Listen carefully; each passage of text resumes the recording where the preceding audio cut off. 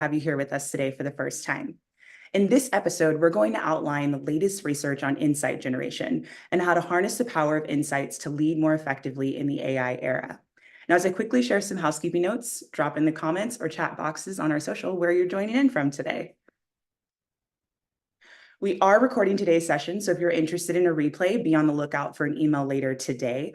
That email is also going to include a survey for feedback, as well as a number of resources that are aligned with today's conversation.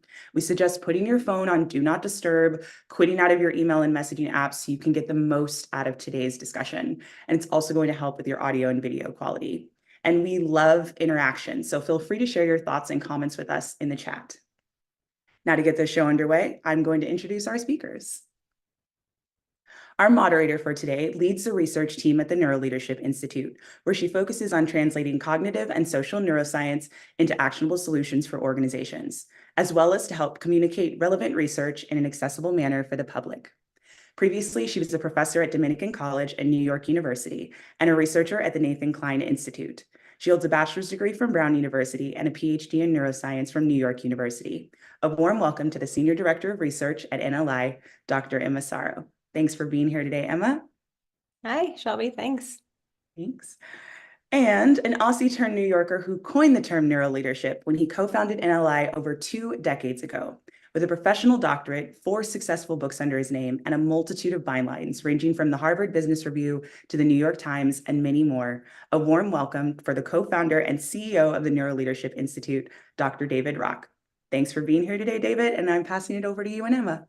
Thank you, Shelby. Thanks for all the work behind the scenes, pulling this together. Thank you. I know we've got a good group today, and I see we have people from all over the planet, really, from India, from the Bay Area, from the East Coast, from the West Coast, from the middle of North America, from Puerto Rico, all sorts of places. Welcome.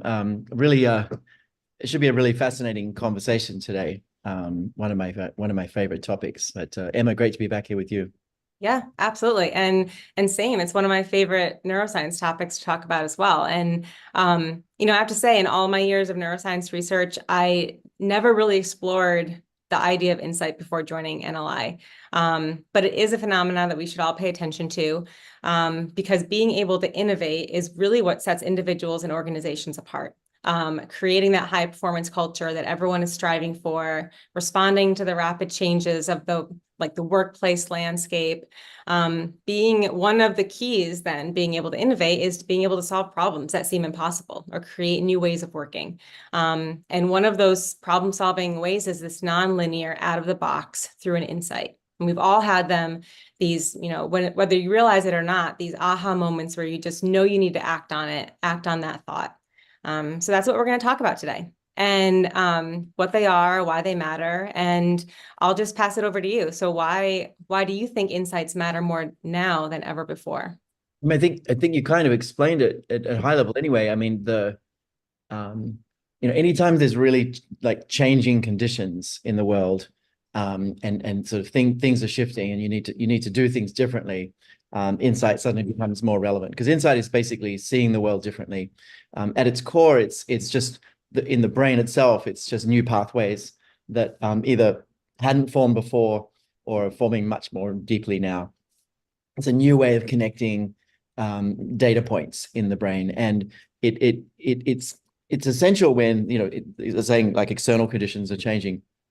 Like when computers first arrived, right? We needed all these like new ways of seeing the world, right? And then the internet arrived, we needed this again. And then high-speed internet arrived, it changed what you could do. You needed all these different ways of seeing the world, right? And then the smartphone, and then now AI. As these technology changes come in particular technology, it opens up these opportunities. We're very, the brain is structured to kind of set and forget, like do something 2 or 3 times and then not have to think about it and kind of push it into your unconscious pathways. So an insight is necessary every time we sort of have to become more conscious, see the world freshly, and do things differently. And a combination, obviously, of sort of the AI transformation, the overall digital transformation, just the challenges in society, like all these things are like adding up to saying, there are really complicated problems. Yeah. That have no There's no textbook answer. There's no linear answer. There's no like mathematical answer. Mm. And essentially, when you have that situation, that's when you need insight. Insight is on the other side of what's called impasse, right? You're trying to solve a problem, you hit an impasse, right? You hit it, you keep hitting the same impasse. So insight's on the other side of impasse. It's another way of saying it's on the other side of intractable problems, right? Seemingly impossible problems. Yeah. And they come from deep in the brain, and studying them, understanding them, measuring them, managing them, all that stuff has probably never been more important than today because of the number of intractable problems that we basically have.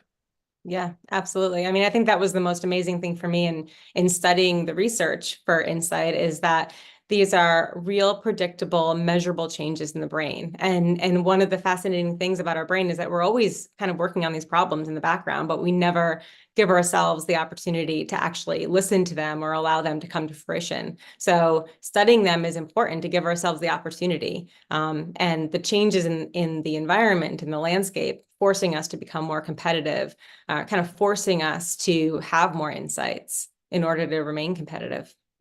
Yeah. Yeah. So let's think about how you got first interested in Insight. Our journey is a pretty long one at NLI to understanding Insight, putting it into organizations, being able to communicate it well, drive change. Yeah, it's been a 26-year journey with NLI since I first started this work. And if I look back on everything I've done in my life, like even since before that, I've always been fascinated by creativity, by new ideas, by insight. I didn't know I was fascinated by insight. I was just always interested in creativity and kind of important new ideas being spread and all this kind of thing. But for the first couple of years of the business, I didn't know that we were studying insight, but we were studying insight.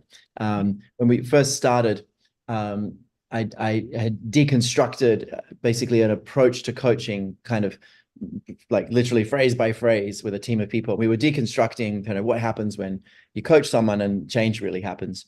And we developed a whole approach, and I think we've done a whole podcast on that at some point. Maybe my team can find it, put it in the chat. But we were developing this coaching approach, and we kind of worked out the sort of mechanics of how to coach really efficiently and effectively, but we didn't know it was insight. And then this really fascinating thing happened that kind of changed my whole life, I guess. We were running a workshop back then.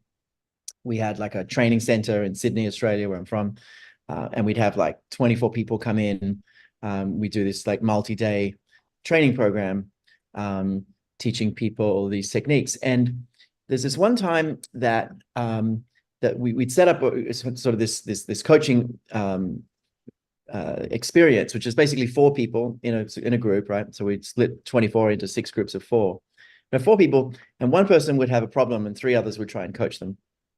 And we try, you do it different ways, like one person at a time or one person finishing and whatever. But we didn't find that made much difference. But we were collecting data about the effectiveness of this stuff. But what happened was, in one of these exercises, a person went to the bathroom while the individual explained what their problem was, and they came back, and the person who was being coached said, "Oh, let me tell you what my issue is." And they said, "No, don't tell me what the issue is. I want to see if I can coach without that." And I distinctly remember, like I can tell you exactly where they were in the room and what was going on, and we were in the middle of the room.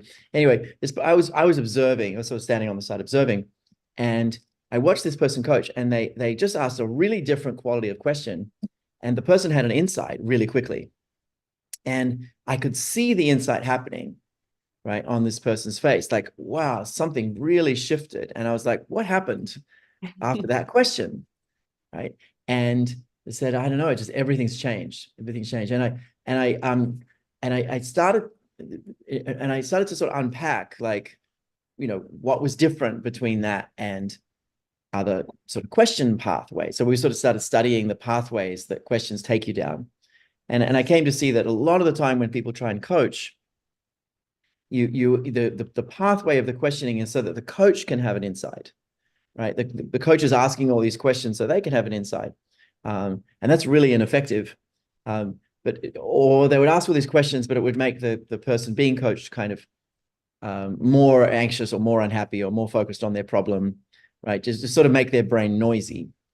But there was something in the approach of this person who knew nothing about the problem that just made the person kind of really think about their thinking in a way that they hadn't before, and sort of have their own insight about their own thinking, about their own issues.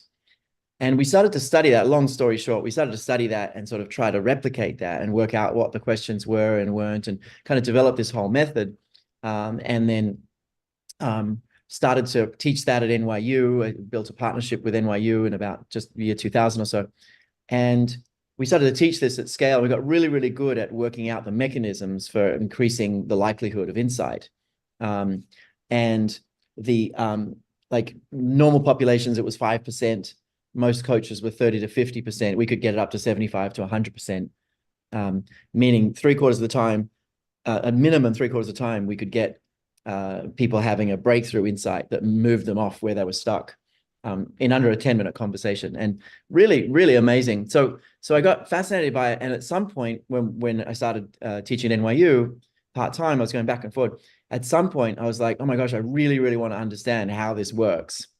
And we put together a team of students, and we started doing literature reviews and studying, and kind of started interviewing a bunch of the key scientists. And that was kind of, I think it was about 2003 or so, 2002, 2003, and just started getting fascinated about the neuroscience underpinning this really, really important moment. And I think I'm still studying that. It's still incredibly fascinating. But that's sort of how it started, was just seeing an insight happening and going, wow, insight itself is the sort of necessary piece inside coaching.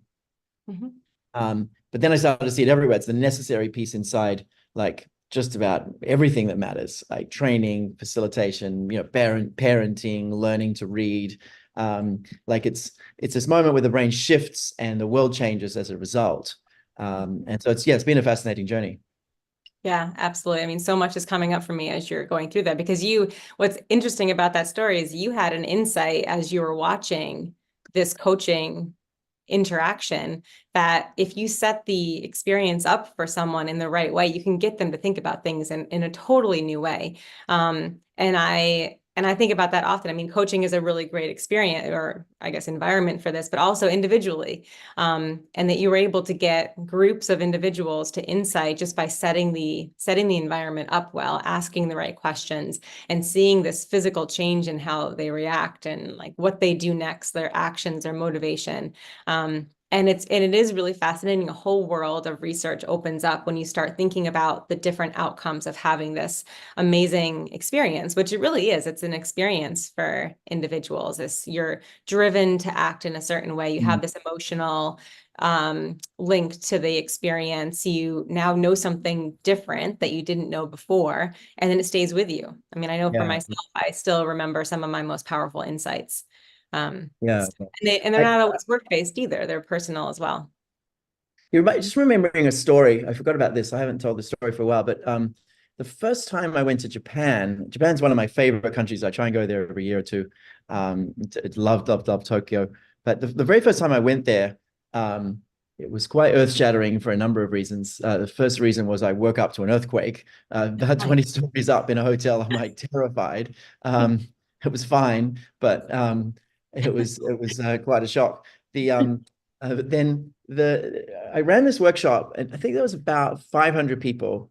Very little English speaking, very few English speakers at all. It was a coaching conference in Japan I was invited to, and I did this exercise I designed and done in groups a lot, where basically, pair people up, everyone write down a challenge that's really difficult. You've been stuck on for a while, and then we'll try and help each other, and then I'll ask the question after about 10 minutes. I'll pause. It'll sort of coach one way, and I'll say, how many of you have had a change in how you see the situation, such that there's something you're going to do now, you're almost certain you're going to do it, like this, the whole situation is different now, and just sort of collect the data of that, and not many people have that in a normal even though they're some of them had been trained in coaching and things. And then I teach them the method. And the method was fairly specific. It was basically about keep your brain as the coach out of the problem, right? Don't get into the problem and try to have your own insights. Really hard not to do that. We're all great problem solvers. Someone says, "Oh, I hate my boss." It's like, "Oh, let me tell you what you should do," right? Free advice everywhere. But the approach was stay out of the person's problem and keep them out of the problem as well, and instead ask questions that get them like noticing patterns in their own thinking, right? Basically notice patterns in their own thinking. And the spookiest thing happened is I taught this, I don't speak a word of Japanese, and it was simultaneous translations, a room of about 500 people. And after we taught it and they started pairing up again with a different partner and, doing this exercise, you could just see the insights. I saw the insights even in a different language. Like, oh, look, there's one there, there's one there, there's one there. Oh, that's a really strong one, right? That's a Mama. Like across the room, I could see the insights popping in a whole other language. It was kind of spooky.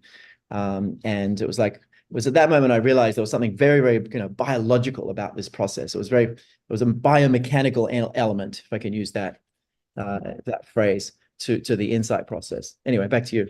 Yeah, I mean, you're absolutely right. I think it is amazing.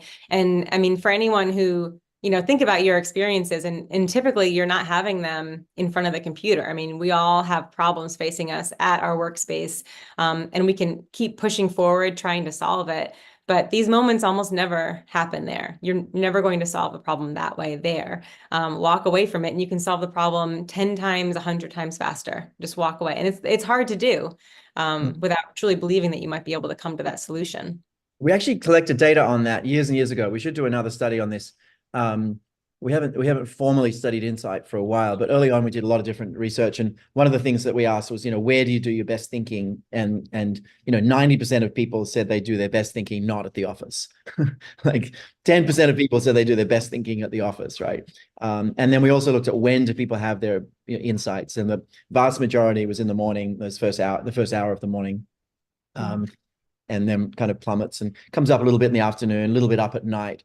But basically you sort of want to protect your mornings as much as you can. But let's get into the science, I guess. Let's Absolutely. Yeah. So we started writing papers on it, synthesizing decades of research, answering specific questions, really trying to synthesize what the researchers understand about this phenomena and then explaining it in a way that we can understand and actually use. So the first paper, we talked about how it actually happens, like the underlying predictable neural measures of insight.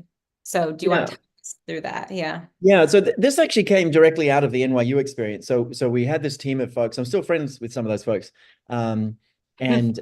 We basically said, let's go and do a massive literature review and kind of come together once every few weeks and sort of share our notes and all this stuff, because we were meeting regularly as students. And anyway, so all this interesting research came out, but there were a couple of scientists in particular that were really, really sort of central to this. One was Mark Beeman, John Kounios was another one, Jonathan Schooler as well. But those three are probably the biggest figureheads in the neuroscience of insight. And in particular, Mark Beeman, who was doing a lot of really, really interesting lab work. There's also Stellan Olson, who's doing some amazing conceptual work. But Mark was doing the fMRI work of like putting people into fMRI, reading oxygen in the brain and giving them different tasks that could be solved by insight and then seeing what happened. And what he found, I spent quite a lot of time with him. I went to visit him several times and we met up several times and just like really tried to understand what he was seeing and others were seeing. And there's a lot to say, but essentially insights happen just after, like a couple of seconds after the brain goes into kind of idle. And it's a pretty necessary condition, this sort of idle moment. And in the brain, it looks like alpha waves, but also looks like sort of not a lot of activity in the brain. But it's interesting, you can really misread that in some ways. It's not just that you've gone blank. What's actually happening is that people have gone internal. Yeah. And like when someone asks you a question, you go, and you look up, right? Or you close your eyes, or you just, someone asks you something hard and then you can't hear what they're saying now because you're thinking, right? So going internal like this, tell me about the best meal you had this year. I don't know. Let me think. But going internal shuts out external stimuli. So your brain's now not processing huge volume of data of all the information coming in through your eyes, right? It's also not processing all this information coming in through your ears. So when you go internal, the overall electrical activity of the brain decreases, right? And this was an interesting condition. And what we found from Mark is that essentially insights, and he did dozens of different studies.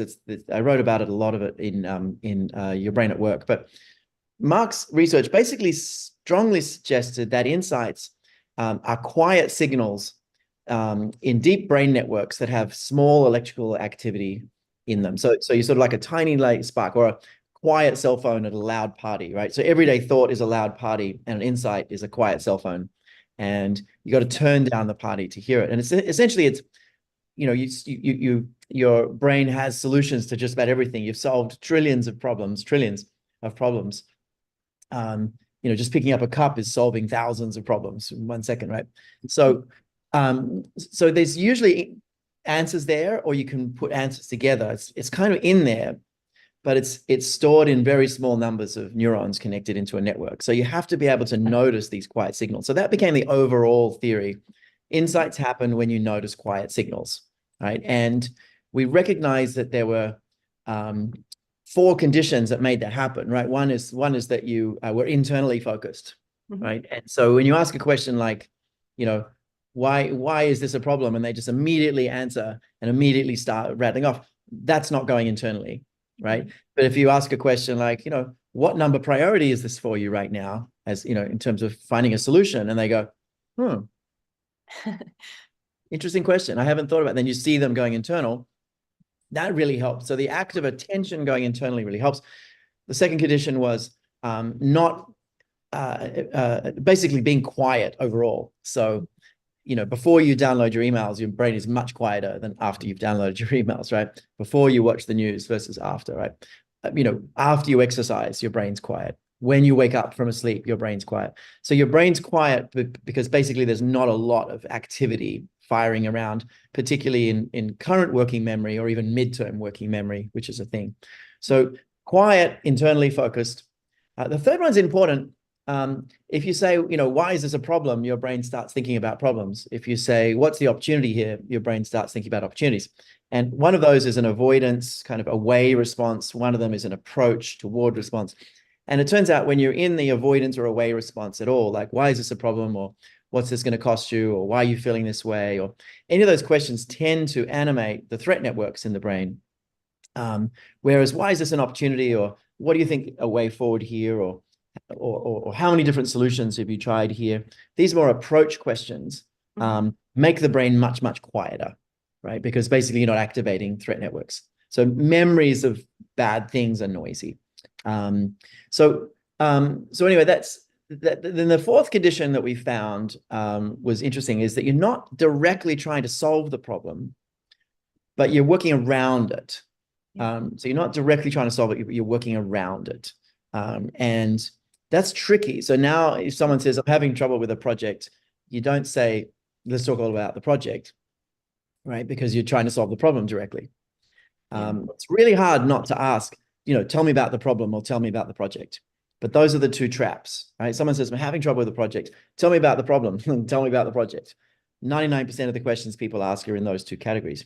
And those 2 actually don't increase insight very much. But tell me about your thinking. Is really different, a really different quality of question. Tell me about your thinking. How clear is your thinking? How long has it been going for? Do you have a solution and you just need, a nudge?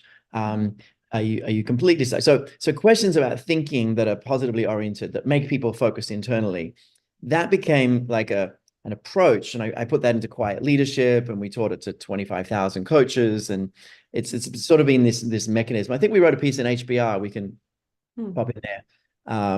So we wrote a piece kind of summarizing this in HBR a few years ago that I think is probably the best summary of these conditions. And they still, like 20 years later, really, really central. And I've seen no research that changes that in any way. Lots of fun studies Mark's done around this topic. He's done some really, really interesting things, but that's basically a mechanism that we still really, really believe in. Yeah. I know everything you're saying is absolutely right. And it's not just in how we ask others and help others to come to solution. It's also doing it for yourself. So you're essentially setting the brain up to quiet those signals, that sensory gating that you were explaining. It's a real phenomenon and it quiets everything. But then one of the things that happens that Beeman realized after is right before someone reported that they had an insight, they had this experience, there was a switch in that waveform to something that indicated that new connections are forming. So when you were talking about how these new networks were forming, that's actually measured and seen in the brain right before someone reports an insight. So we know that these new networks are forming. Well, there's two interesting things about that. One is the alpha effect, which is the sort of coming out of gear effect, which is really interesting. The other really interesting thing, which correlates with some fascinating research now, is the gamma that happens right at the moment of insight. So the gamma frequency, a particular frequency, they think of it as the connecting frequency. It's not there if you're unconscious. It's there if you're very conscious. It's there a lot if you're having an insight moment or you're learning something, right? It so happens to be really strong in certain psychedelic experiences, like this huge increase in gamma. So it's a really interesting frequency of sort of things getting connected up in a different or richer way, and so you see that experience right at the moment of insight. But the alpha effect is interesting. I'll tell you a quick story before we go on. The alpha effect, this sort of being able to quiet your brain. So Mark brought some long-term meditators into his lab. And he had these experiments, very, very simple experiments of sort of two words, what's the third word that fits it, and just sort of pattern recognition. And so he brought these long-term meditators. He thought, well, and he actually said to me one time when we met in Chicago, he said, people can come into the machine and they'll get into the fMRI and we'll sort of get them set up. And I can guess, before we do any experiments, how many insights they're going to solve out of a set of 20, right? They've got 20 puzzles or some number like that. It might have been 40 or 50, but he said, I can guess, and I'm always pretty accurate. And I was like, well, what's that based on? He said, well, it's just based on how noisy their brain is. I can see literally how noisy their brain is, and I can guess how many insights they're going to have. It correlates directly. So he said, I'm going to bring in some long-term meditators who are really good at quieting their brain and see how they go. And so he did this, and he did this study. And what he found is that they had almost no insights. And he was like, well, what's happening? He asked them, what are you doing? They said, I'm being really focused. I'm really focusing on having insights and being focused. And he said, oh, try something different. Instead of being focused, try being really unfocused, right? So hold a mental state of super unfocused and see what happens. Now they had record-breaking insights, right? Now they were able to have like a lot of insights. And someone asked about meditating. Meditating is like saying exercise. There's many types of meditations, right? Some will make your brain very noisy. Some will make your brain very quiet. Some will make your brain unfocused. Some will make it focused. It depends. But overall, anything that makes your brain quieter will increase the likelihood of insight overall. But what we saw is that there's a particular quality that's not effortful that increases insights the most. And it's called mind wandering. It's the sort of thing you do is you're just waking up in the morning and you're not actually trying to solve a problem with any effort. Your brain's just tracking through things. It's most likely medial prefrontal cortex connected, and you're just kind of wandering through the universe. It's very effortless. Or as you're drifting off to sleep, you find yourself kind of being caught in a story, but you're not trying. And there's a real difference if you pay attention. There's a real difference between actually trying to solve something and holding it versus it sort of happening on its own. It's a subtle distinction, but really interesting. And so this mind wandering, Jonathan Schooler wrote a lot about that. He's another fascinating scientist. So you need this mind wandering experience to have insights. And what he found was the monks were just focused on the questions, and they weren't mind wandering, but they were very good at holding any state, because sort of any cognitive training can generalize to holding lots of different states in place. Or many, not all, but many different states now you can hold in place. So that's anyway, that's an interesting story. So I think meditating can be good, but the best ways to have more insights is do something called a distractor task, which is essentially slightly positive, just takes enough of your attention that you're kind of distracted a little bit. But it doesn't raise your cortisol. So watching movies doesn't do it, but watching stand-up comedy might, right? So it doesn't raise your cortisol, it doesn't make you anxious, doesn't tire your brain. So you're not doing Sudoku necessarily, unless you're really, really good at that and it's effortless. It's just sort of a light task. So showering is an example of that, right? Lots of people have most of their insights in the shower because their brain is in this distracted task of just washing, and you don't have to think hard, but you're just doing a ritual, and or exercising, right? You're on a run, you're on a bike, you're doing something, it's slightly positive. You're able to mind wander. Maybe don't mind wander on a bike for too long, dangerous, but anything that allows you to feel safe enough to mind wander, to go internal, and you feel safe, you feel slightly positive, but it's distracting your attention a bit. That's how kind of on your own, you can get a lot more of those insights. So just answering the question about, I guess, about meditation as well. Yeah, awesome. Yeah, it makes a lot of sense. And I think for a lot of our listeners, probably really difficult to even imagine putting this into our day. We're so busy and, have to fill the day with all of these things that take our attention. It's incredibly important. And that was kind of the next question that we asked was, why does it matter that we make space for insights? And that was our second major paper around the idea of insights. Yeah, so the first paper was really interesting. It actually came out in the very first journal in 2008. Hold on to that if you've got one of those. It might be a collector's edition one day. There's a limited number of those in the world. But we published the very first journal in 2008. And then we went digital in about 2013, I think. But we still have a lot of the hard copies around. But I always wanted to understand why insight was so important. And because it's such a central phenomenon. Like if you're a facilitator, your job is actually to create insights in the experience for people, right? If you're a leader, your job is actually to create insights for people, because that's what moves them and helps them see the future, right? If you're a teacher, you're teaching English, you need people to have insights, right? If you're learning to read, they need insights. If you're a screenwriter, a script writer, writing a movie, you're actually trying to give people a big, moving, emotional experience. That's actually an insight moment, right? And one of the TV shows that really played with this, that was really popular in its day, was CSI. And CSI had this weird sort of practice of building the problem. And literally, right at the last minute, you were sure they weren't going to get to the solution. And sometimes they'd go over by a minute, right? It just, they would really stretch out this tension of not having the insight. And then suddenly they'd kind of have this insight in CSI right at the very, very end. No other TV show did it like that really held it off, right? It's a kind of a technique. And so, movies, television, books, TJ, everything comes back to this moment of your brain changing. And I was like, well, we should do some research on why it matters and what it does and how important it is for the brain. And so this was the second study. And what we saw is that all these sort of things happen when insight occurs. One is you remember the idea much, much, much longer than if you learn in other ways. So if you solve a problem in a linear way, you remember it for X amount of time. If you solve a problem with insight, you remember it for 2X or 3X, much, much longer. So learning happens. The second thing is whatever you learned now generalizes in ways that other things don't. So if you have an insight, whatever you learned there, it becomes a general rule that is applied broadly. We learned that it also releases all this motivation, that you're much, much more likely to act on a task if you've had an insight. It's very strong motivation. This real engagement that happens. And yeah, so we saw that it really does change the brain as well. And it changes the brain in a way that it never really goes back. If you hear a joke, a really, really funny joke, and you laugh, you have a great experience, and someone tells you that same joke in 5 years, you don't laugh as hard, right?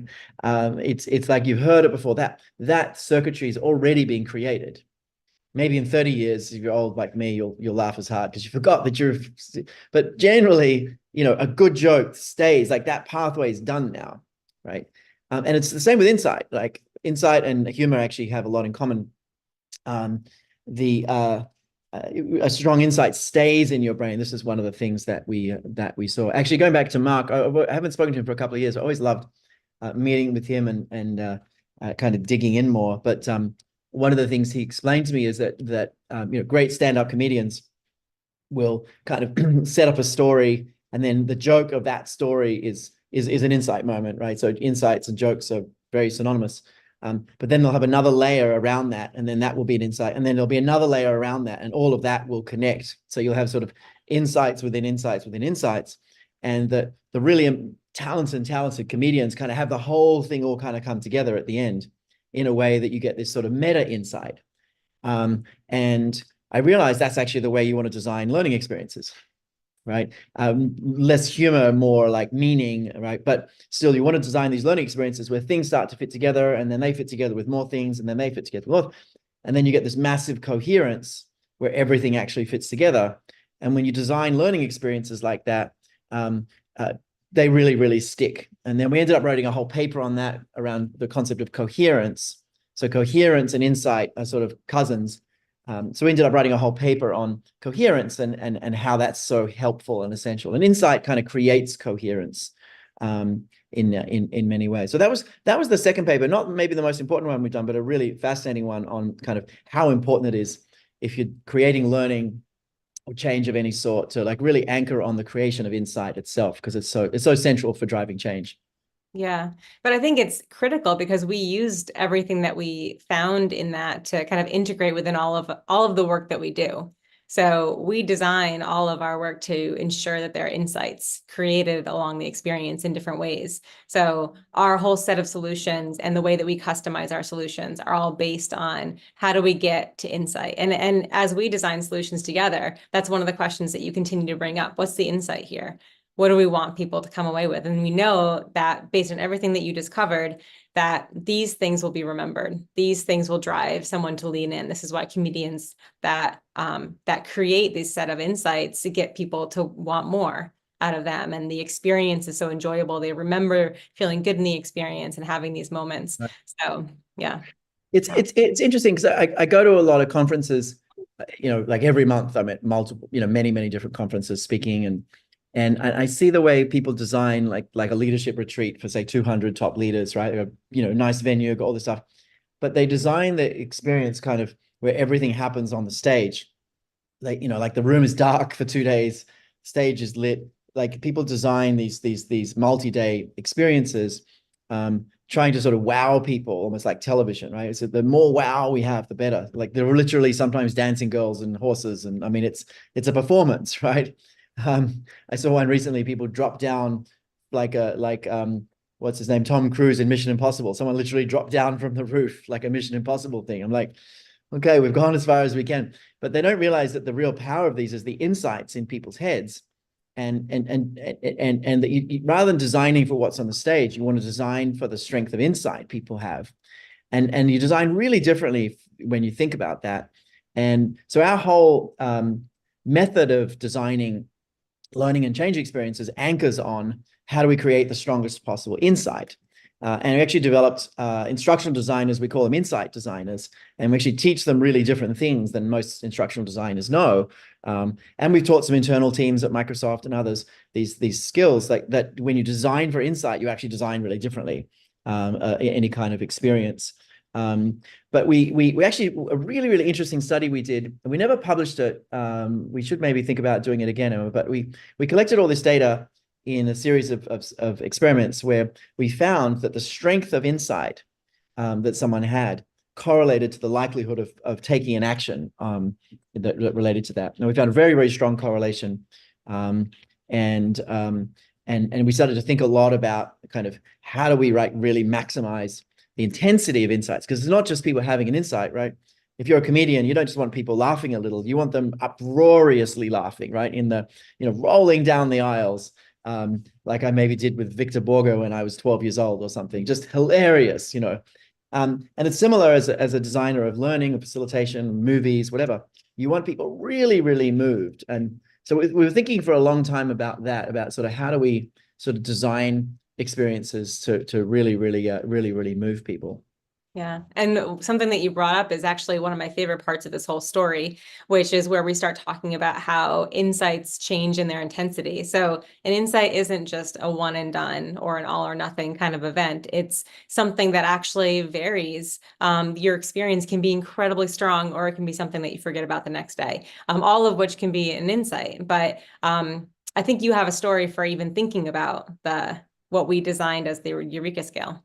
Yeah. This is a fun story. I was walking my daughter to school. I was walking with one of my favorite other parents at the time who was a filmmaker, and we were a really, really smart filmmaker. It was a long time ago now, like 12 years ago, maybe, how old is this? 10, 12 years ago. We were walking and he was telling me about this new project he was really excited about, which was really, really early virtual reality goggles. And he was a filmmaker who was making content for virtual reality.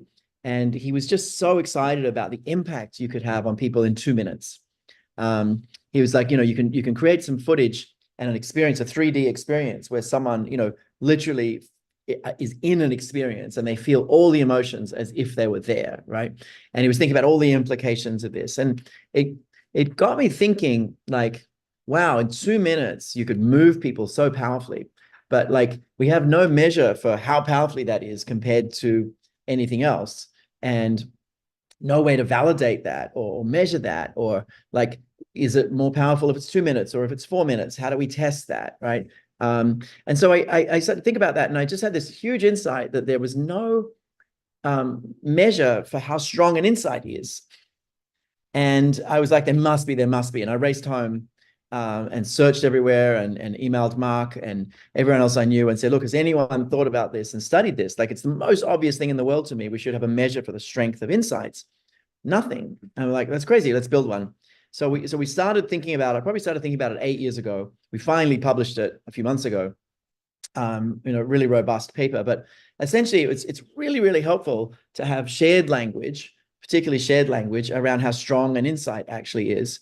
It's a very intuitive framework called the Eureka Scale, and it's very simple. A 1 is the tip of the tongue phenomenon. It's a 1 to 5. A 1 is the tip of the tongue phenomena, like when you meet someone and you know that you know them, but you can't place where. It's like, I know you, right? And don't know what it is. That's a level 1. So you're working on a problem, but you don't have an insight yet, right? A level 2 is you're in the shower and you're thinking about something and you have this sudden insight. You've definitely had an insight, but then maybe something happens and you get out of the shower quickly and suddenly you're like, what was that idea again? Like, so it doesn't release very much energy. It's a low level insight. It happened, but you won't remember it like hours later. You might remember it for a little while, but you won't remember it hours later, and you don't take any action at all. So it comes and goes before anything sort of happens in the real world. That's a 2. Where a 3 is the ones you have every day. Everyone has many, many level 3 insights every day. And it's like, oh, I should call that person, pick up the phone, call them, right? Oh, I need to write that down, write that down. That's the little insight. So all the time, it's particularly just before you sort of do something, you'll be like, oh, I should do that. So we have insights, that level 3 insights all the time. They tend to result in some kind of action. You might remember them for weeks or months, definitely not years. And they generally about sort of everyday things. But a level 4 insight is really interesting. This is sort of the entrance point. If you're a facilitator or trainer or scriptwriter or leader, anyone, you're trying to really, really move people, you want a level 4 insight. So when people have a level 4 insight about an issue, there's a very strong likelihood, like more than 75% likelihood, and maybe more than 90%, that they're going to take the action connected to it. So there's a very, very, very strong likelihood they'll take an action connected to it, and it'll be a new action compared to anything they've done before. So that's a level 4 insight.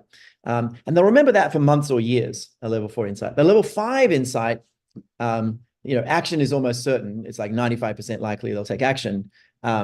But most importantly, the energy release for the level 5 is huge. It's like someone crying, laughing, running around in circles, whatever they're doing, sitting down, writing furiously.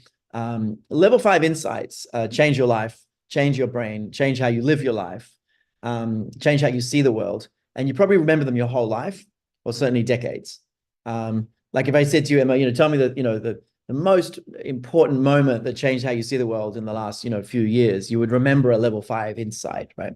So anyway, that's the scale. And so level 1, 2, 3, 4, 5, really, really simple framework. We've written the paper on it that explains kind of how you measure it, but it's basically how, how strong the emotions are, how long you remember it, how many implications, how many aftershocks, these kinds of things, and the level of motivation. And it's sort of, but you can teach this. I taught this to my 6 and 7 year olds. How old were they? Like one of 5 and one 9. Both of them understood it. Both of them could accurately explain it back and sort of tell me. So it seems to be very, very intuitive and natural to sort of start using this. So anyway, that's the Eureka Scale. And we do really fun things with that, like have shared language around how important an insight is. And we use it to design learning experiences and all that. But essentially, you want people to have really, really strong aha moments. And the best way to do that, honestly, is not with storytelling, and it's not with research. It's with the combination of the two. The best way to give the strongest insights is have the emotional component that sort of, people really seeing something and feeling real things, but also have the why, have the explanation, have the rational component, science, research, data, whatever it is. So it's science and story together creates the strongest insights, not just one or the other. Yeah, no, that's a great point. And I think one of the reasons that we wrote that paper is really to prove that this scale actually exists, and different researchers measured this in different ways. So the emotional areas, as Laurie is asking about, those emotional brain areas engage in greater amounts as someone reports a greater insight, or the dopamine release. There's more dopamine released when someone has a greater insight. So you're more motivated to jump into something and open that next door or take that next step. So it all makes sense, and just kind of like proof that this principle exists. But also we talked about the ways that you can use the scale. So it's one thing to just to get better at measuring your own insights and saying, well, this is a level 5 insight, I think I should take action on this. But what would you say there are these 3 main pieces of why organizations could use and how they could use the Eureka Scale? Yeah, I mean, it's really helpful. I mean, right now, you could look at, say, AI and say, what are all the different use cases for rolling out AI in my company, right? And you could look at and see that there are maybe 100, maybe 1,000, right? There are lots and lots of different use cases. And the question is, how big an insight is each of these use cases? Like how much energy is released? How important is this? How novel is it? How useful is it? And you literally could, show people an idea and ask them to rate back the strength of the idea. Like customers not having to talk to a human, talking to a machine instead, not a great idea often, to be honest. But how big an insight is that? And a bunch of people will say, well, it's a level 3, it's nothing interesting. And then you'll have some other idea and explain it to people, and they say, wow, that's a level 4. That's really important, big insight. So you can collect data as you're sort of exploring ideas. When someone comes to you and says, I've got this big idea, it's like, what level insight is it?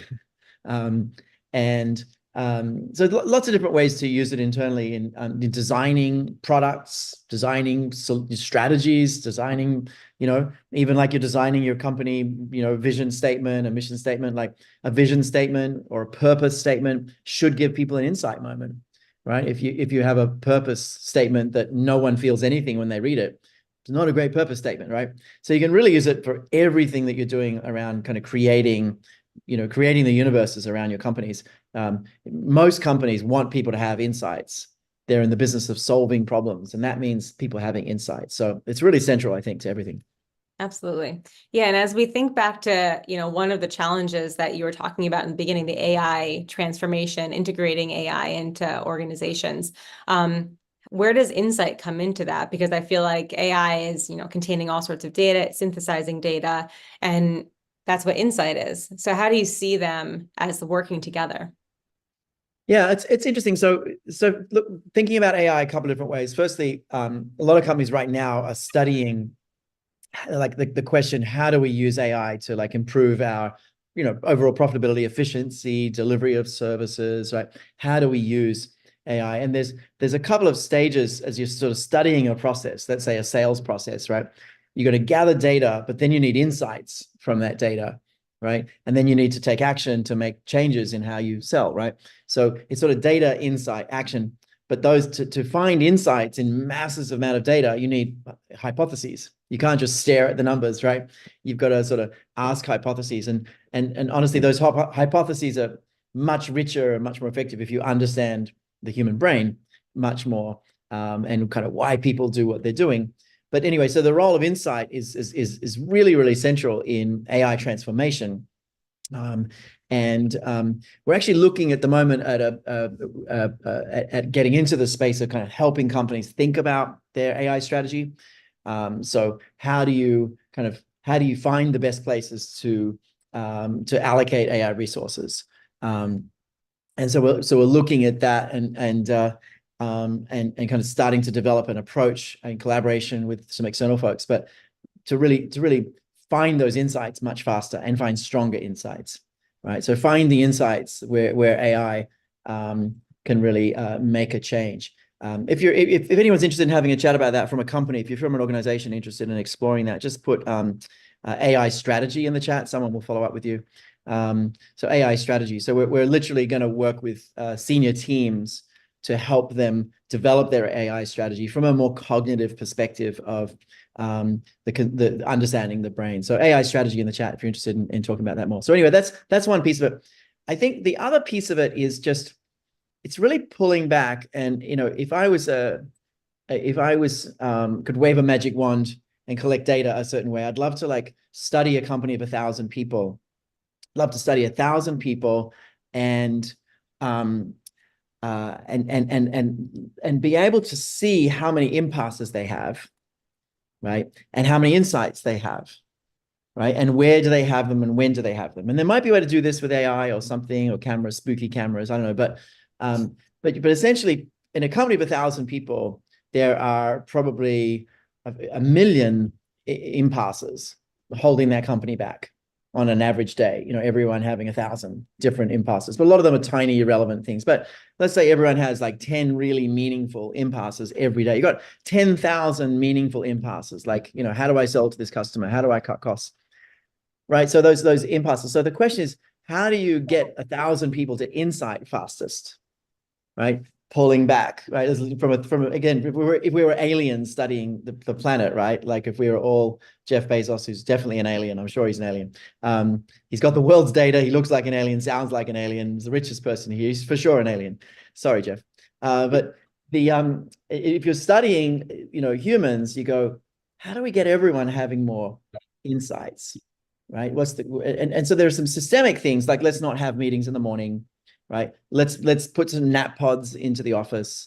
Let's let people work at home more. You know, definitely more insights working at home than in the office, with the exception of noisy houses and whatnot. But anyway, so you're studying that. And so one of the answers to that we thought is right at the moment that people have an impasse, you could give them a super fluent tool that just kind of helps them have an insight. But the thing is, you don't necessarily want to give them the answer. You want to like have something that helps them have an insight. And what's the most effective way of giving people an insight? So we've been thinking about that for a long time. Like, what's the most efficient, effective way of giving people insight? So we're experimenting with that at the moment. And I think you'll see a lot of different solutions around that. But in the flow of work, you know, someone is walking to a meeting with a team that's currently really arguing with each other, right? Real conflict and not making progress. What do I do? What's the best way to approach this meeting, right? And so we built a tool. We basically have trained ChatGPT with all of our, not quite all of yet, but most of our models and tools. It's being trained in brain-based coaching. It's being trained in kind of all the approaches around SCARF and everything. And so you can literally just kind of pull up your phone and say, hey, Niles, we've called the AI Niles for Neuro Intelligent Leadership Enhancing System. So, you know, hey, Niles, what do I do about this meeting? Everyone's up in arms. And, you know, I have to, and Niles will give you something that hopefully will give you the strongest possible insight. So it's not just information or strategies. We're designing Niles for insight. And if you're from a company, just put Niles and your company name in there, and someone will reach out to you and give you talk to you about it. We're actually putting this in companies already this month. It just started going into clients. So you can actually use Niles now. And we're also going to make it available to individuals soon in the next month or two. But there's a web page called askniles.ai. If you're an individual or from a company, you can go in there and register, and you'll get first access to using Niles. So it's alive and well inside companies already. But for us, the goal has been like, how do we take people who are having an impasse right at the moment of an impasse and most efficiently give them an insight? And we're early on this journey, but that's something that we think could be really transformational. It might completely destroy our company and just end up being so disruptive that it's doesn't work. But if you're interested, if you're from an organization interested in potentially exploring this in your company, just put your company name and Niles, and someone will reach out to you. But so for me, you know, resolving impasses and kind of studying impasses and studying insights is such a fascinating thing. And been having some conversations with Jonathan Schooler about that, and sort of how we study the insights in situ in companies. When do people have them? How do they have more of them? But at the end of the day, that basic set of conditions still rings true from nearly 20 years ago. That basic set of conditions of like quiet, internally focused, slightly positive, not working directly on the problem. Like those things you can take to the bank and literally design questions based on those. And you'll have much greater chance of insight. So that's the backstory. Yeah, it's fascinating. And I agree. I mean, I think it's relatively simple, creating environments, asking the right questions. We've integrated into our learning strategies. We've integrated it into LEAD as we built our latest solution. The way that we incorporated stories, science, reflection, like the thinking about thinking pieces, the social engagement, all of those are designed specifically to help people come to insights. Yeah. Well, LEAD is interesting because LEAD is our first experiment into totally asynchronous learning. And the question for us is, could we do asynchronous learning that's better than in-person learning? And so we designed a 6-month experience, 15 minutes a week. But the question is, could we get strong enough insight? And so we've designed these interactions completely with insight in mind. So 15 minutes a week for 6 months, you're having all these insights every single week to become a better leader. And so far, the data actually is ridiculous. It's actually so far more effective than in-person learning in the sort of small amount of data we've been able to pull out around insight and application. So there's that's a really cool thing. It's a foundational leadership program, and you can see a link in there. Or if you want to chat to someone about it, just put LEAD in the chat and your company name. Someone will follow up. But LEAD is an interesting one. Laurie asks a fun question, and then we should wrap up. So this is from Jonathan Schooler. I love his work. We shared a stage last year, but being given an insight is the ADA effect. Having an insight is the aha effect, right? So when you have your own insight, it releases all this energy. It's aha, wow, big. And then someone else's insight is it's like it's a whole different. So he coined the ADA effect versus the aha effect. And he also pointed out it's not always good to have an insight. Like you can have an insight and be now really excited about a terrible idea. So insights don't always mean they're great ideas. They just mean they're novel ideas and they solve a problem in an interesting way. But you actually should still test your ideas for bias, for example. So we do that in LEAD. We teach people how to have more insights and then how to check them for bias also.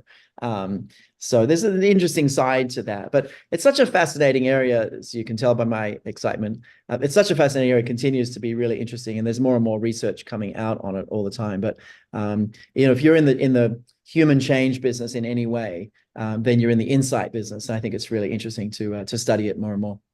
Yeah, absolutely. Yeah, this is one of my most fascinating topics as well. And people are continuing to find new things about insights, understand them better. And we designed one of the things that we are going to kind of leave with is just that we're designing our next summit, which we design insights in throughout the whole agenda. And so we'd love for you to find more information. I know we have the website up, people to... Yeah, the summit's coming up. It's on my background, isn't it? It's October. What's the date again in October? 29th and 30th. 29th and 30th of October. It's going to be virtual. So we're going back to virtual this year, but it's going to be an outstanding conference. It's also going to be global, and we're tying in with the other regions. So that's coming up. And just if anyone had a level 4 insight today, just put level 4 in the chat. It'd be super interesting. If anyone had a level 4 or above, so super interesting to see people who might have had that. We always ask that at the end of the summit. And we track some interesting ones. Thanks, Laurie. So level 4 means you're definitely going to do something differently in the world, small or big. Thanks so much, everyone. We should let you get back to it. I think there's a poll to close off. Let us know how to support you. Emma, great conversation as always. Tons of insights and energy. Back to you, Shelby. Thanks so much. Awesome. Thanks so much, Emma and David, for today's discussion. As always, we appreciate you. Let us know how NLI can help you. We'll keep that poll up for a few moments. Just some quick announcements. We have our Workplace Connections Assessment, YBAL, that will be happening in 2 weeks, where we'll share some information about research we've been doing with our research team and external professional partners. We'd love for you to contribute to that conversation too. So our team is going to share a link in the chat for you to be able to participate. We want to continue to expand and partner with our community. So if your organization is interested in hosting an event with NLI in the future, please check out the link in the chat as well. We'll also share more information in our follow-up. And as always, if you enjoyed today's conversation, take a look at our podcast, Your Brain at Work, wherever you listen. And this is where we officially say farewell. So on behalf of our team behind the scenes, thanks for being here, and we will see you next week.